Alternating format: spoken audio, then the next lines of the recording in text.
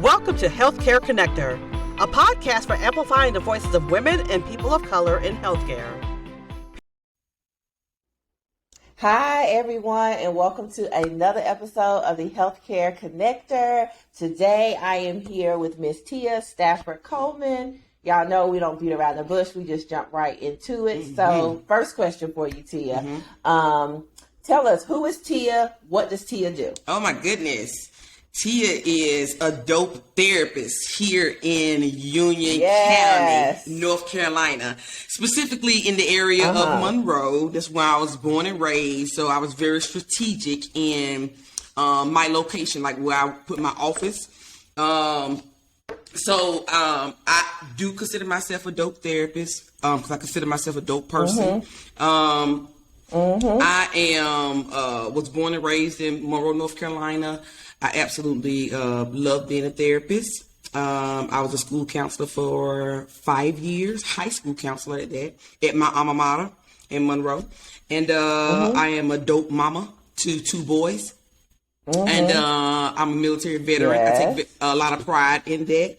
And I love, just doing what I do. I love it. So I know one thing, I guess for everyone listening, known Tia for years, or I should say, known of Tia for years. We grew up in the same area. And so in watching your journey, I knew that like you were in the Army. And so like, I'm assuming like you've traveled all over. What made you come back and want to set up back in Monroe? So for those that look like Monroe ain't that big, y'all, we're from a small county in North Carolina outside of Charlotte. You could have lived or probably set up a practice anywhere. What made you come back to Monroe? Oh my goodness. That's a loaded question. Like when I think about my journey, from graduating from UNC Charlotte in 2004, I knew that I was going to join the Army. I knew that the summer before my senior year of college.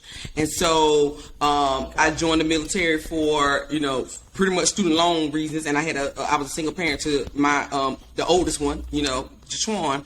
And I just kind of followed that journey. I just let God lead me into what I need to do. So then I got married, and then I became a military spouse, and all these different things.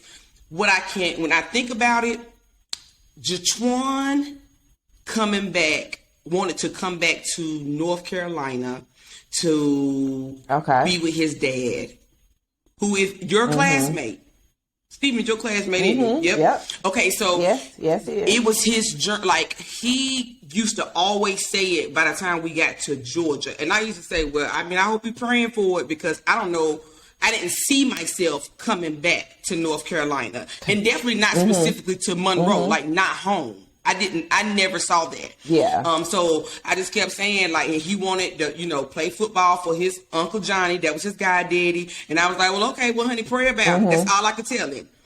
And that's it. I'm being so transparent, so honest.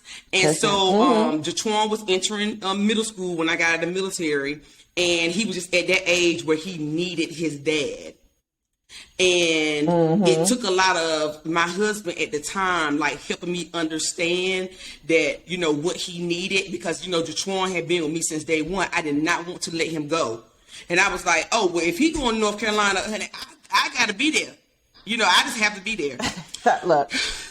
And so I'm going through that now, so I know what you're talking. I understand what you're saying. And so it got to that place, and so I was like, okay, Tia, I'm married, so I was in that limbo. I was married. I was like, okay, listen, I don't know how it's gonna play out. I just I knew I was in school to be a school counselor. I was getting my second master's degree because as a military spouse, that's what I determined I wanted to be on my kids' schedule, because that was my first time out of the military, and I'm like, I'm in a foreign state that I don't know nobody. I don't have nobody upon the emergency contact. I need to be on their schedule. So that's when I decided to get my doctorate degree. I got a second master's in school counseling. And so, long story short, I sent Jaquan with his dad, his 8th grade, the summer before his 8th grade year. And then when it was time for me to do my intern, my husband at the time was going backwards, was going to Texas. And I was like, I'm not going. I'm going home. And I went back to my mom. I went back to my mama house, to my old bedroom with my he was 4 or 5 years old, the baby boy, and I was just like, I'll just figure it out, because I wasn't going to Texas. Figure it out. And Jatwan was getting well, that's what we do. Yeah, Jatwan was getting ready to go into high school. I said he needed to be stable from being the military kid, pretty much all his life. And I was like, nope. And I'm not missing his high school. He's my firstborn. I said I'm not missing his high school years, because just the military, it moves you around so much. I said, and he had been moved around so much. Jatwan went to about 4 or 5 different elementary schools. So I was like, no, I'm not gonna miss it. I just have to do this, make the sacrifice. And I ended up back in my mama house, looking like I was looking, but I knew God had me, and I knew it was the best decision. And when I finished my internship in Union County Public Schools, I finished my internship in June. I had a job in July, and it was at my alma mater at Monroe High School. And you couldn't have told me that was going to happen. Wow. You could not have told me that. So let's backtrack. So you went to UNCC. Mm-hmm. What was that first degree in? My first degree, I double major in psychology and criminal justice. Okay. So you really the go-getter. Yeah. So you double major in psychology and criminal justice. And then you went into the military. How long were you in the military? I did 8 years in the military. Wow. I did 8 years. Okay. And then you come out and you got 2 more degrees? So when I joined the military for them to pay for my student loans. And because, just because you have a bachelor's degree don't mean you're going to get a good paying job. Hey, say that again. So I was like, because I caught a lot of flack from family and friends, because when I joined the military, we were at war. The war started in 2001, and I graduated in 2004, but I joined I did the delayed entry program in 2003, summer of 2003. Oh, wow. And so so my senior year, I knew that, in May, I was going to be going to basic training. So I graduated May 15th, 2004. And then I was in the Army on May 28th, gone for the next 8 years. And then I was deployed 2 years. So like for the first 4 years in the Army, I was deployed. That's what Jatwan was moving all over the place. And so that's just, it was the best decision. I didn't know it then, but I know it now, because we still reaping the benefits. Yeah. Okay. So I'm gonna come back to that. Okay. But then you came while you were in there, or when you came out, the other 2, because you said you have 2 masters. I got a degree. I got a master's degree. So they paid for my student loans within the first 3 years. And then I was already picking up a master's while they was paying for my student loans. And then I finished that. I finished that master's while I was in. And so when I got out, the military always got some type of benefit. When I got out, I qualified for some other benefit that they had that I didn't even know about, which was the post 9/11 GI Bill, not the Montgomery GI Bill. That's different. This was post 9/11 GI Bill. And so that's when I applied for a doctorate program. And I wanted to do it in psychology, but when I took the first couple classes, it wasn't me. And I was like, I don't want to do this. So I took 10 months off. But I knew I wanted to counsel. I didn't know there was a difference between counseling and psychology. Like, there's a difference. Wow. I didn't know that. Yeah. So we're going to talk about that too. I didn't know that either. So tell us what the difference is, and then how that journey that you took has helped you in doing what you're doing now. Okay. That's 2 questions, I guess. Let me break it up. So the first one, what's the difference between counseling and psychology? Because you specifically chose counseling. So tell us what's that difference. The very brief difference is in psychology, which is which was my foundation from undergrad, is very analytical. They do a lot of thinking, because I'm a thinker. They do a lot of thinking, a lot of research. Whereas counselors, we do a lot of talking and getting to the root of the matter, which is why when I started in the PhD program and I went to the first residency, it was very dry. And it was just like, it was quiet. I was like, oh, I'm in the wrong place. Like, it didn't match my energy. And as soon as I took that break and I decided to get another master's in school counseling, I went to the first residency. It just happened to be in Concord. Jatwan, I got to see Jatwan's first 8th grade middle school football game. And I went there and I literally cried. And that's when I talked to the professor that was in charge. And I told her about the PhD program. And she was like, well, that's when she told me. She said, there's a difference between psychology and counseling. And that's when she told me what the difference was. I said, because this is where I'm supposed to be. I was like, y'all are so energetic, like creative, and we're talking. I was like, when I went to that other residency, I was like, and they was quiet, all this research. I was like, I'm not opposed to research, but I mean, we got to talk at some point for 4 days. And so that's when I realized the difference. And I was like, okay, I was very strategic in how I moved from then on. So if you had not had that conversation with that person, would you have known about this other path in counseling? Because a lot of times I talk to people, and even for myself, I feel like, you know, when I went into healthcare, what is my degree? Like, I only knew nurses or doctors or psychiatrists. If I wouldn't have sat down and talked to someone about what I really wanted or had this mentor, I wouldn't have known about the other path. So would you have known that, you know, it was counseling that you were supposed to be in, other than, you know, going towards that doctorate, if you had not talked to someone? So I do, because I had took that 10-month break from that PhD program, because I immediately got out of it. Like, I finished the class, made good grades, but I knew it wasn't for me. And that just comes from my spiritual connection, like me connecting with God. Like, hey, like, this ain't it. I don't feel it. Like, there's a disconnect. I need more clarification. And wherever he lead me, which goes back to, I don't have a problem doing the research. I started doing the research, start asking questions, you know, because I used to not do that, Dion. I would not. Like, I would just figure, I wouldn't ask. I would do the research, but I wouldn't ask questions.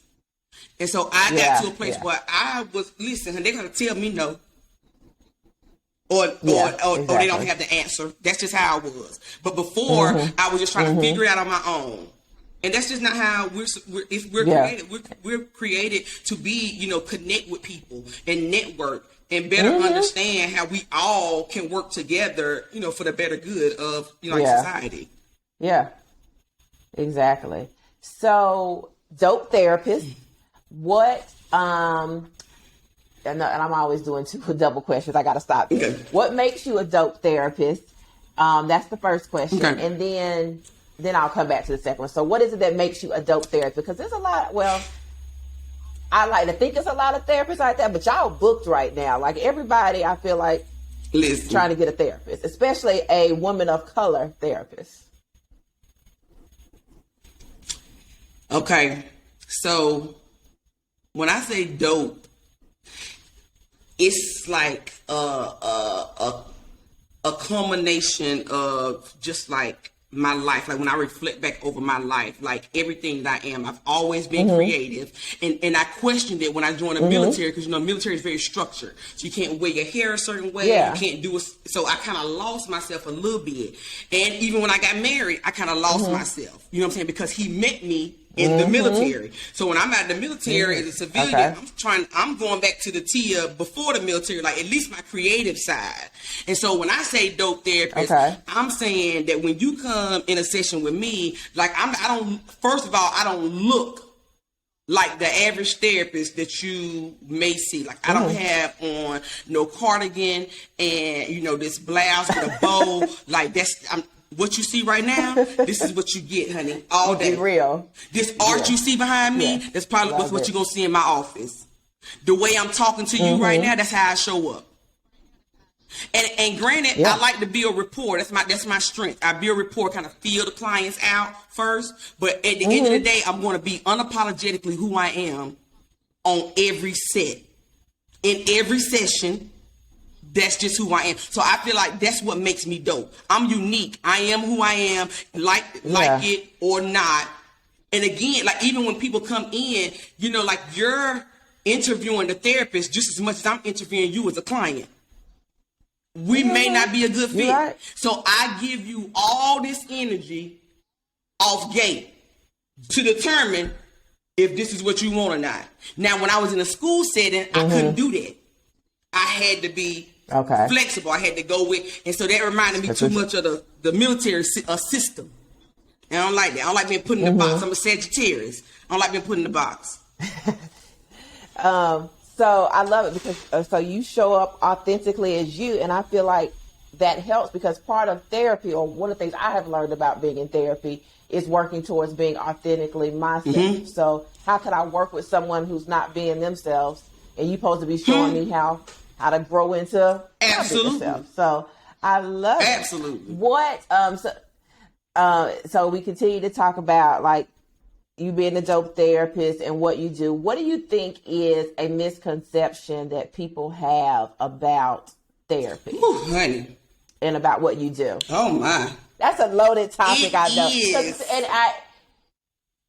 And I would say in general, and then also in our community of, dealing with people of color. Because I think those are two separate kind of misconceptions or things that people have. So I'm going to see if I'm going to break this down. Okay, so one of the things I say all the time is that mental health is the most important form of health, right?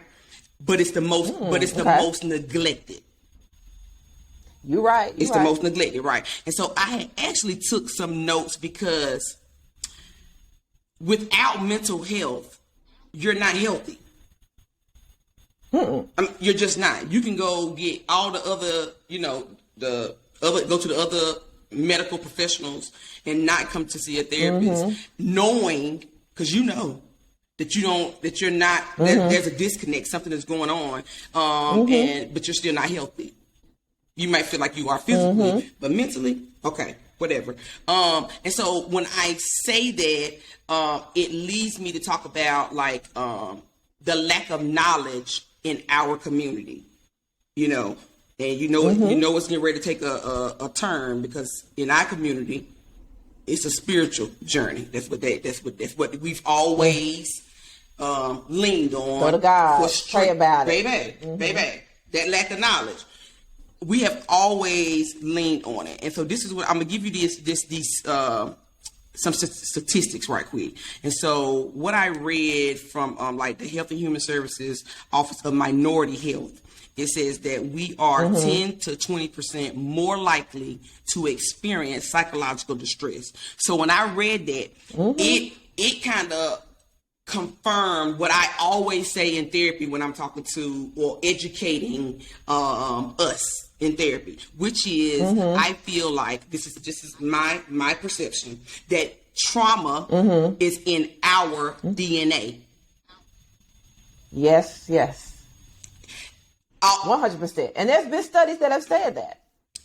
It's in our DNA. So we're not exempt. Like we can say nothing is wrong, but the trauma is rooted in our DNA. And people can break it. That's why everybody want to talk about cultural competency now. Oh, now you want to be aware. Now you want to talk about it. It's because it's a thing. Yeah. Because now we're starting to be, and I always talk about the pandemic, the shutdown. Everybody was forced to sit down and pay attention when they weren't paying attention before. But now they forced, especially all the stuff that was going on with all the deaths of black men, all these different things. Yeah. It became real. Which is, I feel like that's when people started tapping into black. They didn't want a white therapist. They wanted a clinician of color. More and more. We're in high demand. Yeah. Oh, it is hard to get an appointment with a therapist that is a person of color and even for separate age groups, because and I could be wrong. So I know you work still with a lot of teenage children, and so trying to find a person of color therapist that specializes with that age group is hard. So you know why? Right now, because of the parents. So okay, speak on it. This is one of the things I always felt like set me apart from school counselors.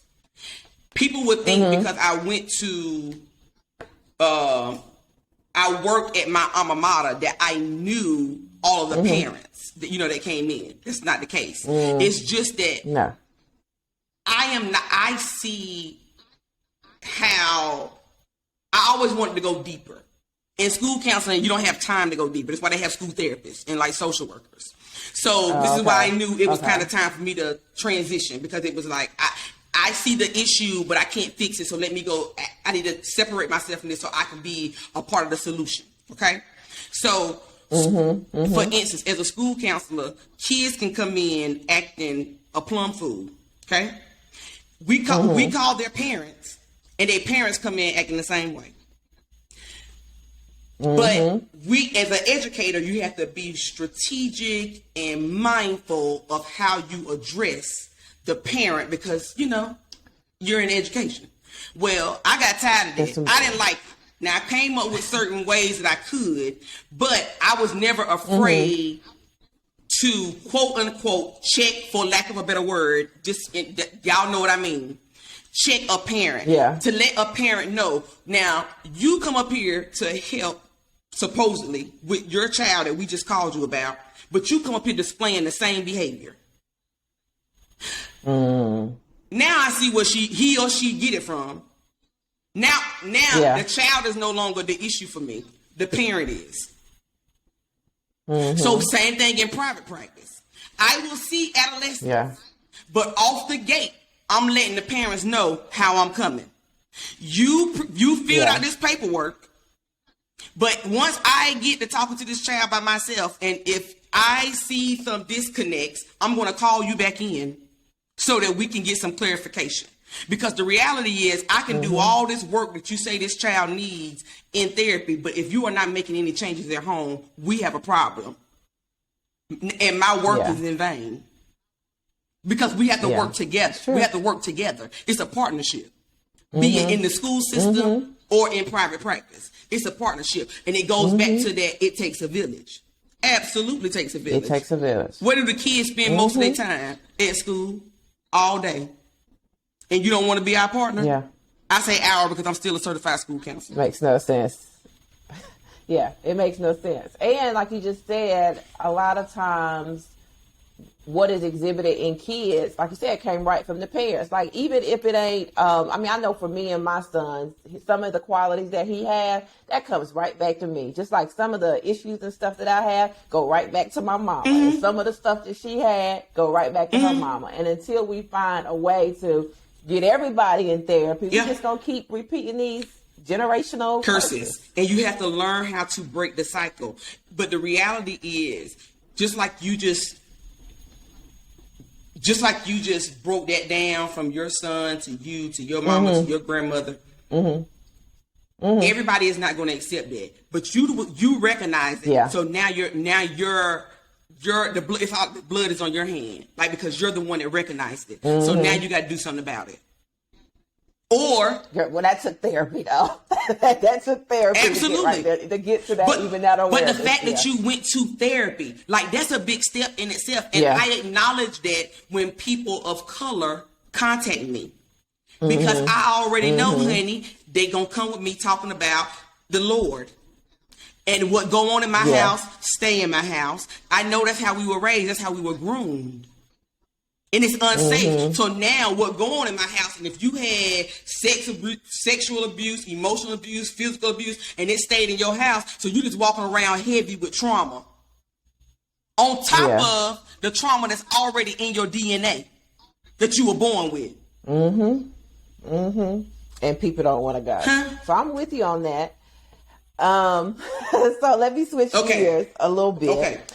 Because still the same thing, because dope therapists dispelling these myths, as I have watched you, you're still learning. Like, when I was watching you on social media, I just saw you went and learn this new technique. So why? Like, what is motivating you to keep going to these trainings, and tell the people some of the things that you have gone out and learned beyond what other therapists may do? Because I think that's big. Like, you have this expertise, but you didn't let it just stop with what you learned traditionally.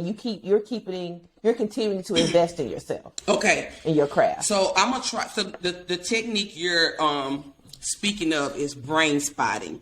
And I'm gonna be completely honest. I like trying to talk about it like verbally is challenging because it's so much. But what I can help the people understand is that it is a different modality, because like typically, like you have talk therapy, you have CBT, which is cognitive behavioral therapy, you got all these different therapies, narrative therapy, reality therapy, it's another one that's EMDR. And so brain spotting was born out of EMDR. And in the group that I was in, the owner, she was EMDR certified. And so I had done some research on it, and I just wanted to make sure that I was getting what was best for me. So I did some research on brain spotting because I had never heard of it. And so I did some research on it. I ended up connecting with another therapist because I got me a coach, a business coach, a mental health, a mental health for private practice, business coach, and Dr. TK. She owns the Dope Therapist Academy. And so within that academy, I met a young lady named Lori Ford in Charlotte, North Carolina, and we just instantly connected, like our spirits connected. And she had mentioned brain spotting, so now I'm hearing it again. And so I'm like, let me do some more research. But now I'm talking to somebody who's actually done it, and she is a clinician of color. She looked like me. So I'm getting her experience and her feedback. I'm like, oh, like this sounds really interesting. Because I wanted to make sure that when I did it, it was going to be something that I could use for the population that I serve. So when I did my research, I looked into it. I didn't want to do the training online. I went to Colorado at the end of September. Well, it's a phase 1 and a phase 2, and it changed my whole life, as you can see on social media, because I try to live out loud now. I try to live out loud. And brain spotting it deals with the brain and the body. It connects it. Okay. And there is some spiritual connection that goes along with it, which I feel like is appealing to people of color, because in our culture, that's what we want to go to. So before, it's talk therapy. That's what it's always been. Let's talk about it. And that's great. Yeah. Because when you talk about it, you can feel it. You can get it off your chest, all these different things. But at some point in talk therapy, you're going to hit a plateau, and you have to go deeper. And that's what that's where the brain spotting comes in, because it gets down into the subcortical part of the brain. And it is so powerful. And it's the complete opposite, Dion, of what I'm used to in talk therapy, because I talk all the time. It's quiet. It's quiet. Wow. With a point. So let me ask you this. So how did you get past, so you went to do brain spotting, which you said is completely different than what you're, would normally do. I've heard you say you invested in a business coach. How did you get past the fear of like putting yourself out there, investing this money? Because a lot of times when I talk to women and people of color, they're like, no, I don't want to go take that class, or I don't got the money to invest in this business coach, or they're just real skeptical about it. So did you have any fear with investing into these additional learnings and coaches? And then how did you get past that? Listen, yes, ma'am. Yes, ma'am. Yes. Listen, yes, ma'am. Always apprehensive. Always. I'm like, oh, Lord, something else. What helped me was I started learning, of course, in DTA. I started learning about business expenses and the things that you can write off. That helped. You know. And then just the motivation of investing in myself. I'm in this season of putting me first. Because at the end of the day, my children, my 2 boys, they motivate me. They motivate me to no end. But when I started learning and like what I talk about in my framework as a therapist, like being free, and I started talking about self-care and creating boundaries, I had to implement that first in my own life. So when I started doing that in my own life and seeing the reward of it, I'm like, hey, if I've done the research and put the time in and looked at the money and figured out how this can work, okay, yeah, I had to make some sacrifices in some other areas. I had to communicate with the kid I have in college and the one I have in the house with me. Like, no, sir, we're not gonna be able to do this. We're not gonna be able to do this. This is what's happening. I'm very transparent with them so they can see this is how we're moving. And I did this, and I'm only 2 months into being fully independent. Because I work for a group first. Oh. So, we deal with insurance companies and, I had to wait for them to pay. Now, I probably got about 4 or 5 self-pay clients. My stuff is insurance. But when you know that your passion is aligned with your purpose, you can never go wrong with the investment. Ever. And I've been on this journey. I always say 10 years, but I've been on this journey for so long, Dion. Like, I can't even explain. That's a whole nother podcast. I can't. Another episode. How long I've been on the journey. So people don't know my story. So, like, originally when I got my first master's degree, the one I got before I got out of the military, that was in marriage and family therapy. I thought I was going to be a marriage and family therapist. But when I got out of the military and moved to Georgia, that's when I started learning that different states require different stuff. And my master's degree was not like K-CREP accredited. It was like regionally accredited. So I only could be licensed in the state of Oklahoma for marriage and family therapy. And I was like, I lost it. I was about to lose my mind. I was like, I bust my butt to get that master's degree while being active duty military and taking care of soldiers and being a mama and being a wife. I thought I was going to lose my mind. But God, I would get angry for a moment. But that energy, because the Bible be saying, you can be angry for a moment, but sin not. I always turn that pressure into something else. Like, I'll be mad for a moment and be like, "Now I didn't can't. This is the wrong path." Like, how? But it ain't. It's all in God's timing. Yes. 100. I believe you. And I think you just gave me the title of this episode, which is aligning your passion with your purpose, because that's what you have done. That's it. Brilliantly. What are you most proud of when it comes to your career business, Tia, right now? What are you most proud of? Oh my goodness. I believe I am most proud of the fact that my private practice exists. Yeah. It is, how you can say, oh, I want, to be a business owner, or I want to be in private practice, but you're not very familiar with the journey. You just know that's what you want to do. Like, you see people, but then when you start getting down, boots to the ground, and you start grinding. It's hard. Listen, listen. I thought when I started that first master's degree, I was gonna finish that degree, and I was getting out of the military. I was like, "Oh yes, I'm about to be under supervision. I'm gonna be licensed in about 2 years." That was in 2012. Do you know when I got fully licensed? May 15th, 2021. Huh? Right. Yeah. So that journey took a while. Huh? That journey took a while. Baby, listen. So my family had to help me when I was transitioning out of the school system. They kept saying, "Tia, the school system was never your final destination." And they're right. They had to remind me. Because I got, I had been there 5 years. I love the kids. God knows I love the kids. They said, you have always wanted to do private practice. Always. And they're right. That's when I started the journey a long time ago. That's what I wanted to do. And now I'm here. That's it. Okay. I love it. And I'm so proud. I love seeing someone step out on that faith and start their own business and put yourself in control of it all and creating your freedom. Like, you're the freedom therapist, so you're creating what freedom is going to look like for you. Yeah.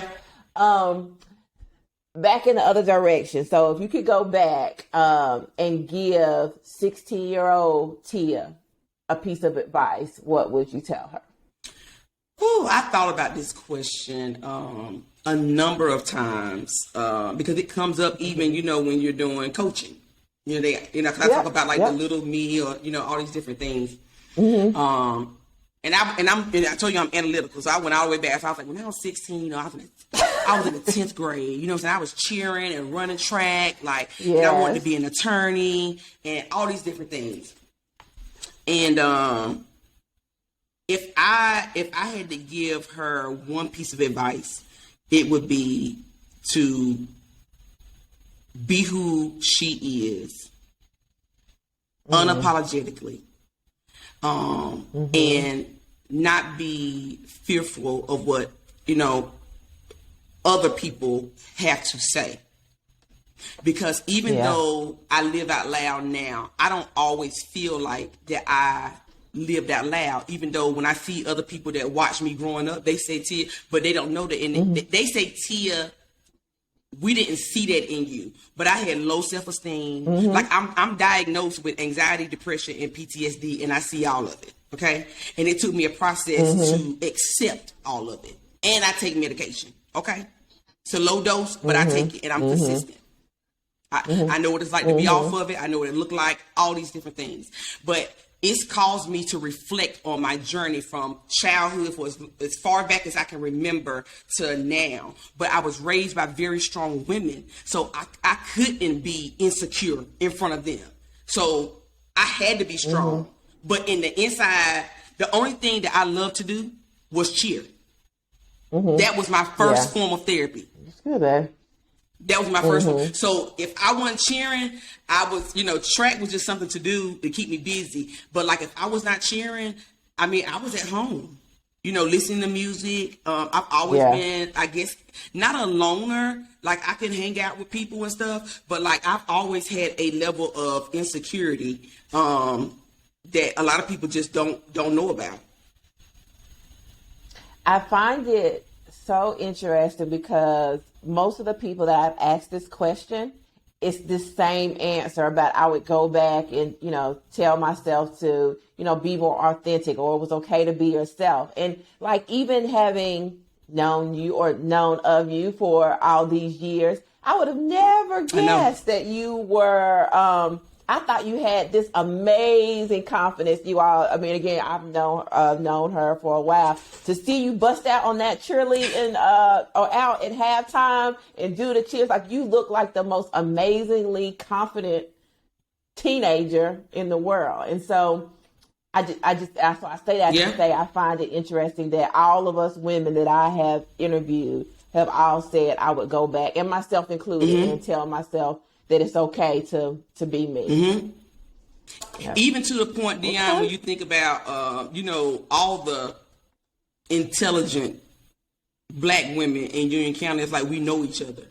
I always remember, I will always remember like the class of 99, Natasha Ivy, Crystal Massey, because they were the class of 99 for Parkwood, and they were smart. They were the top of their class, and I was one of the Black females at the top of my class, and we just knew each other. We didn't hang out. We just knew, you know what I'm saying?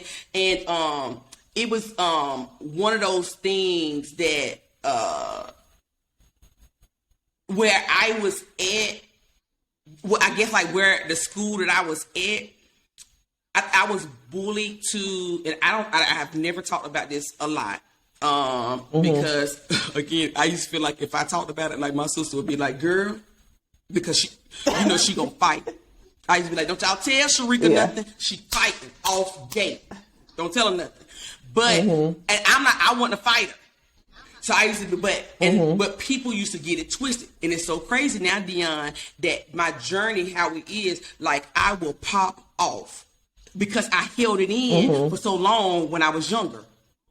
Well, I probably wanted to, but like now, so now I'm have to be mindful of the spaces that I'm in because I'm a professional, like Tia. Like you can't, like, but listen, you're not getting ready to be talking about the side of your neck. Nobody, adults, nobody. Because I had to hold it in for so long. Because you know how adults talk to kids and they just be saying stuff. And they just say, I be like, oh my God, like that is so rude. But as a child, you can't say that to the adult. You can't say nothing bad. But what adults don't understand is that affects kids for the rest of their life. Yes. So when I think about those things, I think about, I didn't dumb down, but I definitely did not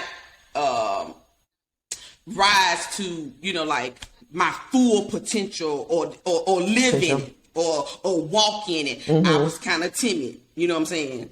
So, but you're there now, and everything that all this journey that you have been through has prepared you to live in that potential. That's now. it. And so I think that's what I love to see. That's now. it. That's what I'm loving watching from social media and from the outside, looking in at Tia. Okay. So tell, let me see. Do I got any more questions? I think that was it. So we gave you last one. So how can listeners connect with you? So, because they need a therapist, or they might want to know about a therapist, or we may have therapists listening and want to know about the brain spot. And so for people who looking for therapists, or for those who just, or for other therapists who want to reach out to you because you a dope ass therapist, how they get in contact with you? So the best way to get in contact with me is through my website, which is strategicstrengthstudio.org. That's the name of my business. I was so strategic in how I named it.